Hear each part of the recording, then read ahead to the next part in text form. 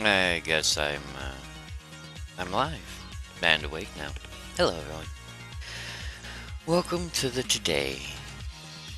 So today we're going to be doing things a little bit differently. We are going to be reading, but we're not going to be reading a book. Last week when I tried to read in Australia, I I blew it.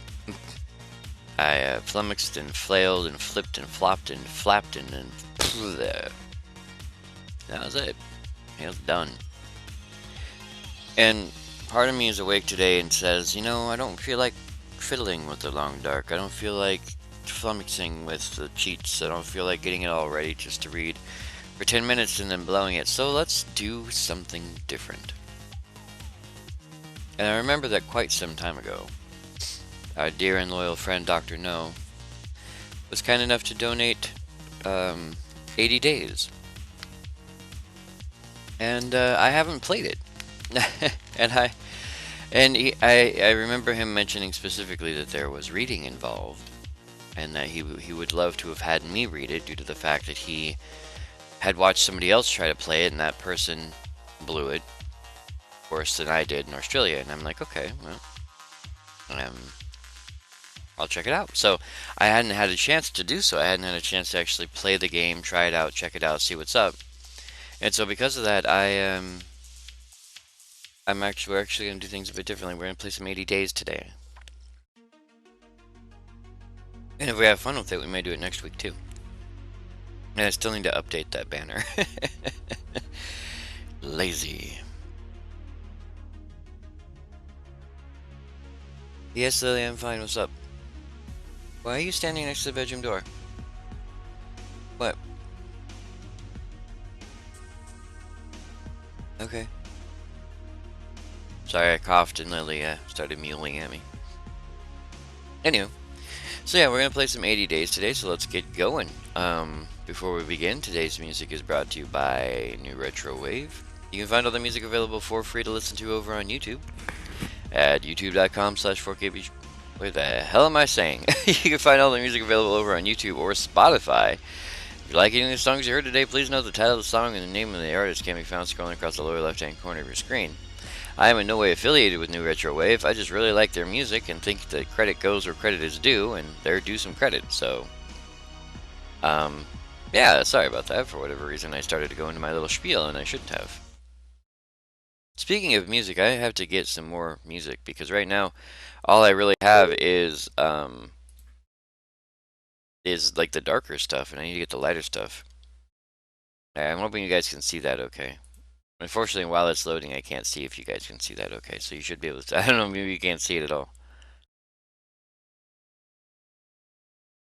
Alright, you guys can see it okay? Yes, you can. Now, I didn't fiddle with any of the sounds or the music or anything like that. I do not know how loud it's going to be, so everyone who's in the room, please adjust your ears. All I did was capture the screen, so I have no idea what's going to be going on here. I have entered into the service of a new gentleman, it would seem. He is a gambling man. Ooh. Inkle presents, in association with Cape Guy. I like Cape Guy, he's cool. Directed by John Ingold and Yosef Humphrey. Script by Meg Jayanth.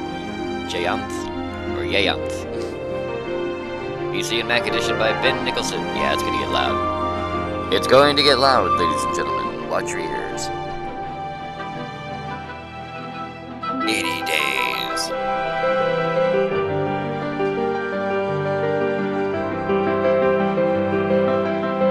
Based on the novel by Jules Verne. I see London, I see France, I see everyone's underpants. Can I go to settings, please? Okay, I need to kill some of this audio. Volume. Bring that down a little bit. There you go. Full screen resolution. Yeah, that's fine. Invert camera, no. Scroll, okay. Enable Google Analytics. No, I'm cool without, thanks. Apparently those are our abilities, so hopefully the sound is good regardless. It's mostly text. I think that I'm doing all the reading. So you guys are just listening. Let's see how loud that gets. Oh, you're still too loud, game. There you go, we'll bring it back down to there again.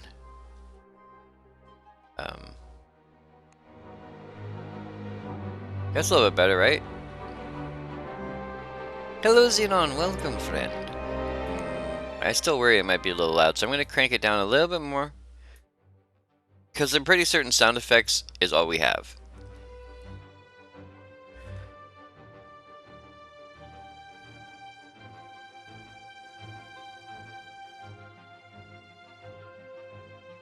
Okay, she's just sitting by the bedroom door staring at me and yelling, so I don't know what the hell her problem is. So let us begin. Just this a screenshot. Yeah, take a screenshot. Okay.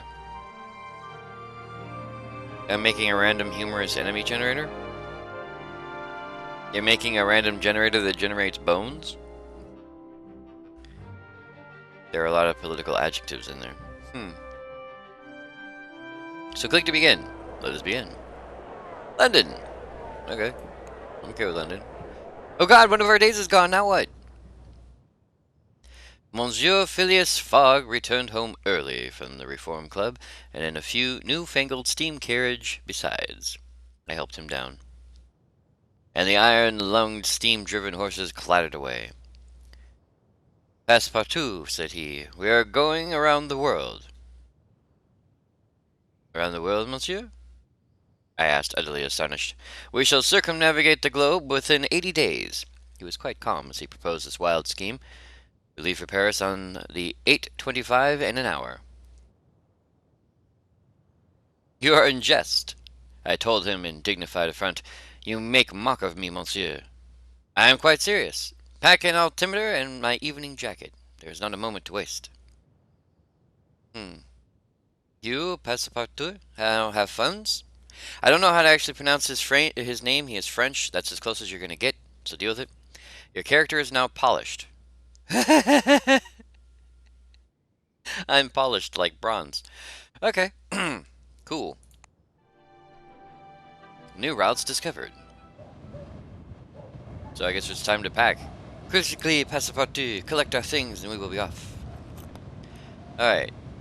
There was just a moment to seize anything further that I thought might be useful in our long trip. He said altimeter in his pocket jacket. So, or his evening jacket, and I guess we will take all the shipping routes within Europe. We'll take the shipping routes. I don't really need the ROAX cylinder. Valuable in Vienna, Paris, and Copenhagen. Of interest to humorous stalwart officials and soldier types. And that's all we have for now, so let's pack and let's roll. But did the Argonian maid polish your lance? Oh yes. She lifted her tail and everything. Our completed Englishman's wardrobe should help us negotiate times of upper-class journeys. Ah, I see. That's how that works.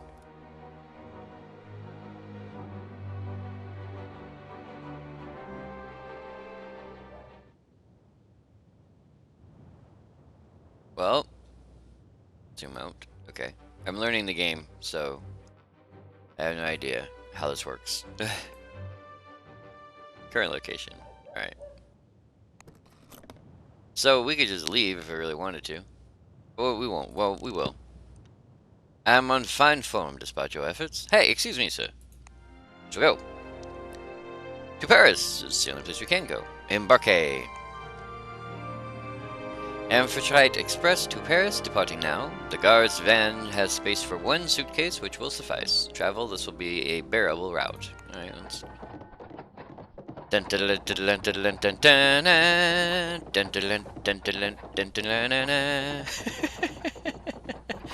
Gwydion. The mechanical horses raced past Piccadilly Circus and Pall Mall faster than a team of thoroughbreds. Even so, the whistle of the 8:25 was blowing as we pulled up to Charing Cross Station. We have no tickets, I exclaimed. We raced across the long concourse and threw ourselves aboard. As the second whistle shrieked warning, we barely had time to take our seats before the guard rapped smartly on the compartment door. He held out his hands. Tickets, please. I pretended to have lost them. Patting down one pocket, then the other, and I was about to start digging through our suitcase when Monsieur Fogg interrupted my touching performance. My valet is trying to express that we were in too much haste to purchase tickets, he said.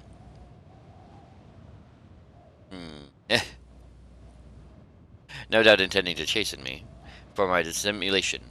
You may purchase them from me, the guard was saying, though it is more expensive, I'm afraid. 85 pounds, please.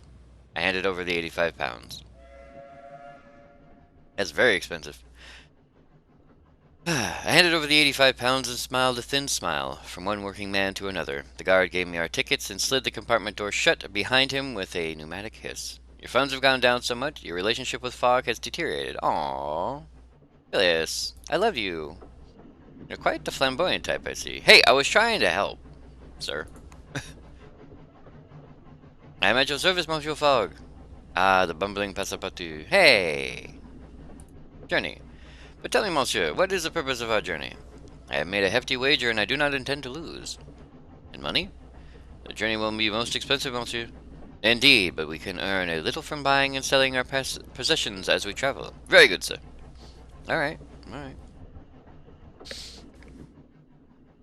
London smog gave way to the rolling hills and the pastures of Kentish countryside, still untouched by the hand of technological advancement.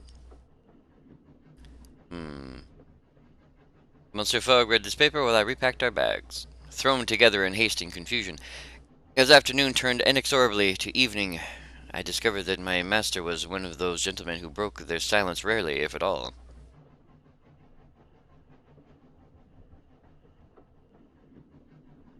Forgive me, I'm adjusting my face. A guard rapped on the door. A few miles before Dover. We're about to submerge, he warned. Take some people a bit funny. Excuse me. It actually does say that. Takes some people a bit funny, so watch out. But it is safe, is it not? I asked, a trifle nervous. I've done this route 300 times and haven't drowned, the guard replied carelessly. Every inch of the Amphitrite Express has been examined and stamped with the artificer's seal. This is the world's only bath-escape locomotive. I pressed my face to the window glass. As the fins above the Amphitrite's wheels extended with a hydraulic hiss, night fell and we plunged past the end of the tracks into the freezing water of the English Channel. Relations with Fogg has improved slightly. Aha! He liked the fact that I was curious. So we're actually an underwater express. Okay. Because at this point in history, they were considering a way to get across the English Channel, but they didn't think you could dig under it, so they figured a submersible train would be your best bet. Which, hey, you know. The Amphitrite plowed through the water overnight and splashed up into wider gauge French tracks at Calais as dawn broke. Do you have a route in mind, monsieur? I asked as the water of the channel dried from the compartment windows. I am as yet undecided, my master admitted. The new canal has sped up the shipping route from Suez to Bombay, though perhaps we could take the Trans-Siberian Railway across Russia. Surely not Bombay, I exclaimed. We shall certainly wilt in the scorching heat. Then we should do well to buy hats and linen trousers, he replied. There are other alternatives. We may also travel overland and across the Black and Caspian Seas. Which is the fastest? I believe, said he, that is what we shall put to the test. Parbleu, I scarcely knew what to think. We arrived at Paris Gare du Nord just after 1 o'clock. Automaton porters lifted our luggage and then our persons into the platform with long, delicately filigreed iron arms. Paris, city of my heart. I was home, but not to stay. New routes discovered. The Suez Canal to Jeddah, to Aden, to Bombay, or Muscovik, to Ekaterinburg, Omsk, Irkutsk, Kurmasaya. Hey, I missed the other one. You know me, I'm gonna go Russia if I can. Some of our possessions would trade well here. Okay. Bank 2 hours, explore 4 hours. Well, we can't do too much there, so let's go to the market. Extra suitcase, 10 euros. No, we don't really need the altimeter. Let's see. Part of the Englishman's wardrobe is set complete. Sell for 0. The cut of the most dependable and most color decidedly nondescript. Yeah. Sell for 540 or sell for 15. You can buy an extra suitcase. Geometry equipment, shaving, traveling coat. Chateau de Yquem. Worth $2,300 in Berlin. I don't know if we're going to Berlin, but what the hell? We'll need another suitcase as well, of course. And geometry equipment. Why the hell not? So we're going to spend a lot of money rather than not, and then we're just going to go. Yeah, we can. It opens at 10 a.m. Does not matter, sir. Well, we don't want to explore. Where can we go? We can't go, apparently. We shall explore. New routes discovered. Okay, here we go. Munich, Vienna... Hey, I need to go to Berlin.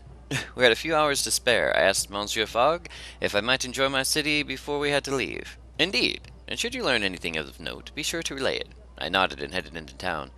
The talk on the street was one thing only, an enormous elegant oval stadium, constructed upon the green fields of Champs-de-Mars, and containing the technological marvels, art, amusement, park, and milling crowds of the World's Fair of 1872. I ventured inside. The grand illuminated pavilions of the exposition. I went west towards the airship hangar. Past a booth with a husband and wife pair selling panoramic hot air balloon rides for eager tourists. I inquired as to their hourly rates, wondering if perhaps the balloon could be encouraged to go a little way east as well and contribute to our great journey. £80 for a half-hour flight, the man responded. Not today, I think. I replied swiftly. The man nodded and moved on to the next punta with great swiftness. Regarded the airships that filled the hangar behind him. There were a huge number on display from all over the world, and my eyes were immediately caught by, Egyptian, African, metal-clad, four-propelled Savarkar Atmotic. Okay, there it is.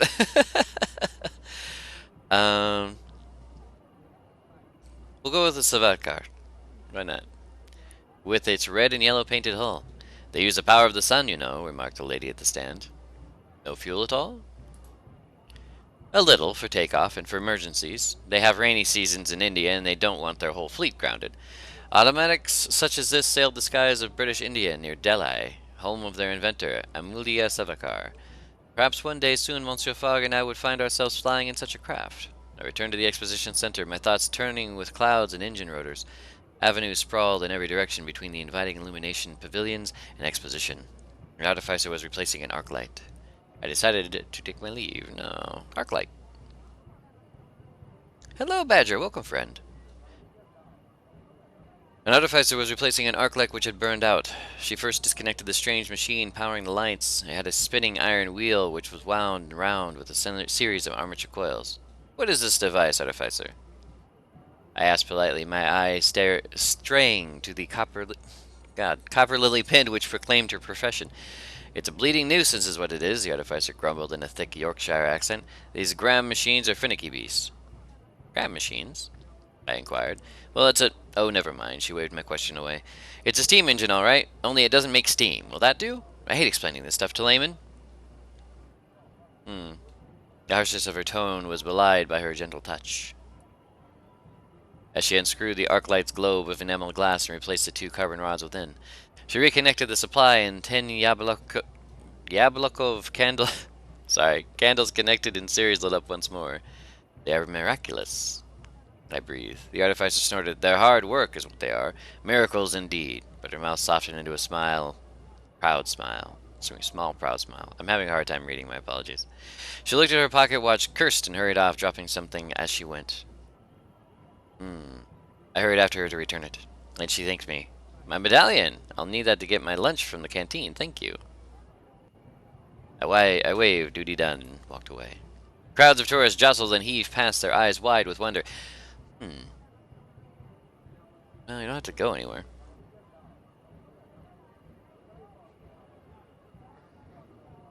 Yeah, I headed towards the red and purple tents of the Artificers Guild, draped with banners emblazoned with their copper lily sigil. God, again, can't read. A steam-powered automaton orchestra played gleaming brass instruments. It had the most incredible display of machines. As though a scrapyard had been brought to playful life. One of the artificers, had his hand deep inside a human-shaped automaton. This is gonna get kinky, you can tell.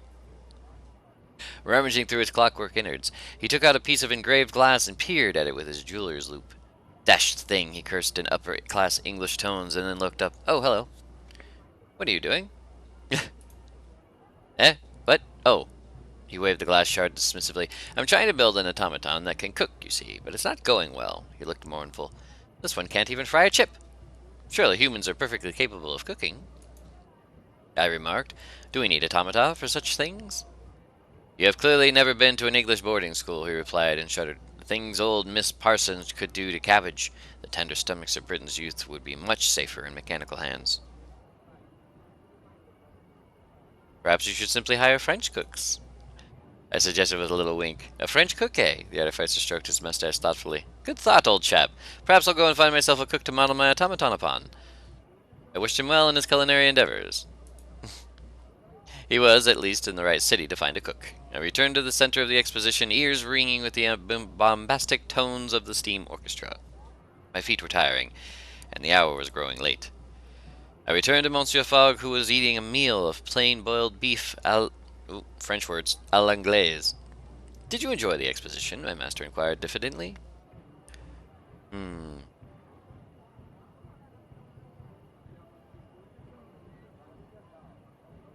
Ah, having preferred a hearty meal and an English newspaper to all the wonders that the modern world had to offer. We are unspeakably lucky to live in an age of such invention. Actually, I should ask him about the airship, see if we can get some more routes open. Will we travel by airship, do you suppose? I asked. I think it's highly likely, he replied. They're expensive, but extremely fast. I dreamed that night of mechanical wonders and automatons with beautifully enameled faces, knowing little of the strange inventions and stranger peoples I would encounter on my journey around the world. Yay! Let us plan. Alright, Vienna, Budapest, Prague, Munich, Berlinish is that way. We can go to Amsterdam, and it might take us to Berlin. If we can go to Amsterdam and then somehow find a way to... Uh-oh. Someone's ahead of us! We will head to Amsterdam. $75 for that route. $170 arrives Friday. Arrives tomorrow. We'll head to Amsterdam, why the hell not? Tomorrow before 5 times 1 suitcase. Next departure leaves tomorrow. To travel this way, we'll have to stay the night. Minus 5 health. Okay, what else do we got? I don't really want to go to Nice, but I should think this departure should be altered. Negotiate. Yeah. Well, Munich arrives Friday. 2 days. No. We will head to Amsterdam. We will have to stay the night, but that's okay. It would appear we cannot go this way. Oh, because we only have the 1 suitcase. Or we have 2 suitcases. Yeah. So we're not going to Germany today. Arrives Friday, arrives Saturday. Well, Munich will be our best bet, so... let us negotiate. The Englishman wardrobe should yield results. Continue. Most generous, no charge. Tomorrow! Haha! The ticket will require further 170. Nice! Alright. Tomorrow at 6 p.m. So we do have to stay a day. It arrives on Friday, but we get to go this way. That's nice. We could probably negotiate this way as well, but I don't really want to go to... Well, we can go to Rome, but unless we can find a way across to Dubrovnik. Yeah. Rome's like a dead end almost, unless we somehow get... No, I am not going to Tunis. That's in entirely the wrong direction. Okay, so there's our route, I suppose. And I need to figure out where we are. Current location. Alright. So, we will sleep for the night. Overview, screenshots. Nope. Sleep. We'll pass the night here. We took a hotel for the night. We will be comfortable here, Monsieur Fogg remarked, but traveling overnight will often be more efficient. So we must board the longest journeys available. Perhaps, he replied, the short answer indicating, I think that one-day journeys might often be more flexible in their timing and could allow for more connections. Still, the surroundings of Hotel Ritz were most enjoyable. Alright, we're going to depart. And we're heading to Munich, Vienna, So we can stop in Munich, or we can just cut straight through to Vienna. Embark. Please? Or not? Oh, no, we left, I think. Is this us? No, where are we? Okay, I was hoping that we'd leave. Ah, the overhead track is space for 1 suitcase. We have 2. Hire space in the guard's van. 50 euros. Travel. There you go. Boarding the Orient Express was an altogether calmer affair than our race through London had been. Mechanical porters loaded us through the windows and snapped them shut with a delicate click. Ah, so we are in the Orient Express. Wonderful.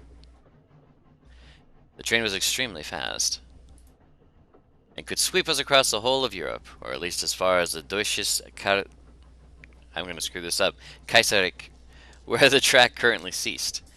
At long last, a last long whistle blew and we began our journey east. By the way, this is the first time I've ever even read this. Converse. Greetings, monsieur. Can I help you at all, monsieur? I am the guard on this train. Munich. What can you tell me of Munich? Munich is doing very well these days, I hear. Munich to Vienna.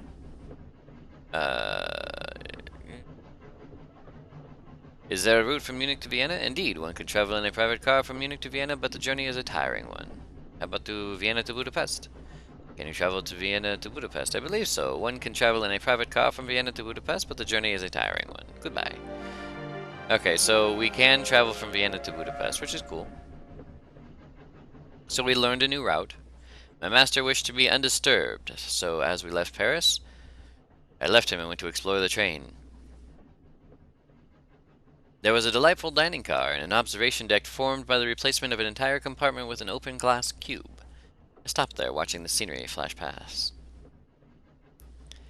And as I stood, a portly gentleman with a quivering, luxuriant mustache struggled by, carrying several trunks. I offered him my aid, and he introduced himself after a shower of thanks. Henry de Blowitz, foreign correspondent of the Times. Are you working, monsieur? I asked, and to my delight he assured me he was. I am, he patted his breast pocket. The stories that you hear, it seems everywhere is on the brink of one revolution or another. Everywhere there is progress, but who will count the cost? That sounds ominous, I told him. Does it? He replied with a beaming smile. Well, I am a journalist. It's my duty to make omens. Good day to you. With that, he clapped me on the shoulder and headed off in the direction of the dining car. I followed him, and found a few groups of people talking quietly. Ooh, I joined a young pair of Parisian ladies who were toasting their adventure away from France. They were going to Vienna to hear a concert by the great steam orchestra there. I hope we will be allowed to leave, one confided. Because of the political situation? I asked. The girl whose name I learned was Isabelle Potier nodded. Papa says the Emperor is spoiling for war, and her friend agreed. Remember Belgrade? The mood fell somber. I tried to lift their spirits by telling them of our journey. And the bet my master had made. Both girls' eyes opened wide. Around the whole world, one demanded. You will get lost, the other agreed. We cannot afford the time to get lost, I answered dashingly. The girls giggled in reply. We passed another hour discussing what we knew of the city of music to which they were headed. Isabel seemed certain it was connected to both Venice and Budapest by good roads. I could hardly wait to inform my master of this news. The more options we had, the better.